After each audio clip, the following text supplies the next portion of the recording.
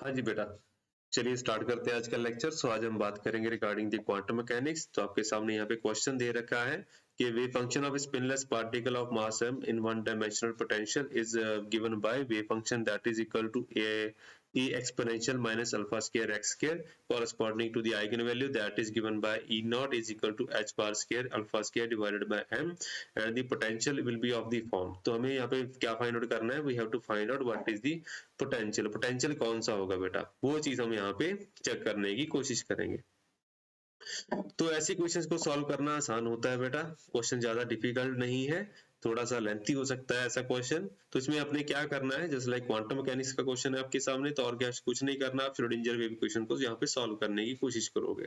जो Schrodinger wave equation होती क्या है बेटा, H of psi is equal to E of psi. यहाँ पे आपके पास क्या है, टाइम इंडिपेंडेंट वेव इक्वेशन है बेटा। तो टाइम इंडिपेंडेंट वेव सोल्यूशन आपने यहाँ पे फाइंड आउट करना है, दैट इज हैमिल्टोनियन। आप यहाँ पे क्या लिखोगे, minus H bar square divided bye 2m into d2 psi by dx square plus b of psi is equal to e naught of psi। तो यहाँ पे आपके पास जो वेव फंक्शन है वो भी आपको गिवन है, एनर्जी भी गिवन है, और उसके कॉरेस्पॉन्डिंग आपने क्या निकालना है, पोटेंशियल निकालना है। तो यहाँ पे आपके पास सॉल्व करने के लिए सिर्फ एक ही पैरामीटर बचता है, तो e naught is known as well as wave function is known. तो ये दोनों आपके पास गिवन है बेटा। तो अपने we have to find out what is b of x here। तो सोल्यूशन हम कर लेते हैं बेटा। जस्ट आपने सिर्फ 12th क्लास की जो आपके पास मैथमेटिक्स आपने पढ़ी है, तो उसको यहाँ पे इम्प्लीमेंट करना है। तो वेव फंक्शन आपने गिवन है, तो वेव फंक्शन हम यहाँ पे लिख देते हैं, और उसके साथ आपने क्या लिखना है, ई नॉट की वैल्यू भी यहाँ पे डाल दी हुई है हमने। तो जैसे जैसे आप इसको सॉल्व करते जाओगे वैसे वैसे आपके जो क्वेश्चन है वो सिंप्लीफाई होती जाएंगी। स्टार्टिंग में देखने में थोड़ा सा लेंथी लगेगा, लेकिन ज्यादा कुछ नहीं है, फैक्टर्स अपने आप निकलते रहते हैं, कैंसल आउट होते रहते हैं।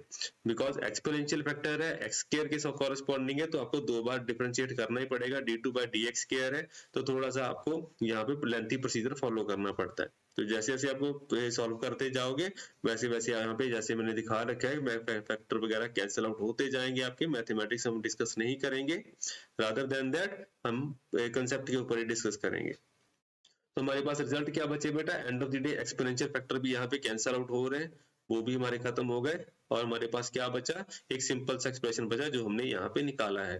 तो यहाँ से पोटेंशियल सॉल्व करोगे तो it will turn out to be given by h bar square alpha square divided by m into 2 alpha square into x square. तो यहाँ पे हमने जो हमारे पास जो ऑप्शंस दे रखे हैं, those are in the terms of E not.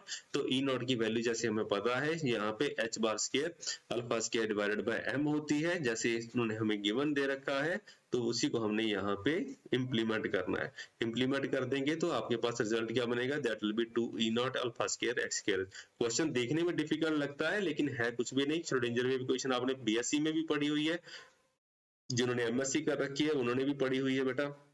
वो आसान सा काम हो जाता है, ज्यादा कोई बड़ी बात नहीं होती। ठीक है जी। तो ज्यादा कुछ आपने हर्माइट पॉलिनोमियल यहाँ पे नहीं निकालना, या कोई मैथ कॉम्प्लेक्स चीजें नहीं सॉल्व करनी, सिर्फ 12th क्लास की आपने डिफरेंशिएशन यहाँ पे इंप्लीमेंट करनी होती है। श्रोडिंगर वेव इक्वेशन आपको यहाँ पे रिमेंबर रखनी जरूरी है, तो ये आपके लिए हार्ड एंड फास्ट रूल हो गया कि इसको रिमेंबर रखना ही पड़ेगा। तो ये काफी जगह आपको हेल्प करेगी। So this equation has to be remembered, h of psi is equal to e of psi। Hamiltonian आप रिमेंबर रखोगे तो काफी सारी इक्वेशंस आपकी यहाँ से प्रॉब्लम जो है यहाँ से सॉल्व हो जाएंगी। तो आपका ऑप्शन यहाँ पे जो सी है बेटा वो करेक्ट ऑप्शन हो जाता है। तो that is 2 e not alpha square x square. काफी सारी वैल्यूज दे रखी है, लेकिन वहां पे आप रिजल्ट नहीं बनेगा। सो ऑप्शन सी ही आपके पास करेक्ट ऑप्शन बचेगी। ठीक है जी। तो ऐसे ही न्यूमेरिकल हम आपके लिए लेके आते रहेंगे। सो काफी सारी प्रॉब्लम्स है, जैसे मैंने बता रखा है कि आपकी हैंडल हो जाती है। जैसे ये वाला आपके पास दे रखा हुआ है कि आपके पास जो वेव फंक्शन है, जैसे अब आपको पिक्चराइजेशन देख के पता लग जाना चाहिए कि ये हार्मोनिक ऑसिलेटर का वेव फंक्शन है। ठीक है जी। हार्मोनिक ऑसिलेटर की एनर्जी आइगन वैल्यूज आपको पता होंगी। ठीक है जी। जैसे हमने लास्ट टाइम देखा कि हार्मोनिक ऑसिलेटर का अगर ऑपरेटर को आप सॉल्व करने की कोशिश करोगे, अगर आप जैसे हमने देखा था कि पोटेंशियल वैल्यू की बात आ जाती है कि अगर v is equal to V naught for the given,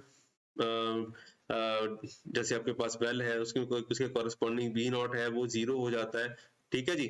और बाकी जगह पे वो इन्फिनिटी हो जाता है। अगर वहां पे पार्टिकल इन बॉक्स की प्रॉब्लम आ जाती है तो वहां पे आपके पास वन डायमेंशनल बॉक्स है, तो वहां पे आपके पास क्या निकल के आएगा, वो सिंपल से रिजल्ट बनते हैं।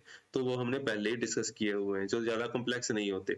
ठीक है जी। हर्माइट पॉलिनोमियल आपके पास निकल के आती है, तो वहां पे आपके पास क्या था, n into one half h bar omega वाला फैक्टर आता है एनर्जी के कॉरस्पॉन्डिंग।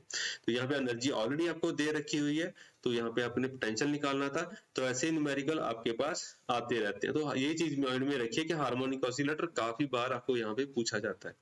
ठीक है जी। तो काफी बार आपको ऐसी क्वेश्चनिंग यहाँ पे हो जाती है, तो इसको टेक केयर कीजिए। हर्माइट पॉलिनोमियल मोस्ट लाइकली आपको सॉल्व करने के लिए नहीं आएंगे, बिकॉज दो कम्प्लेक्स थिंग्स।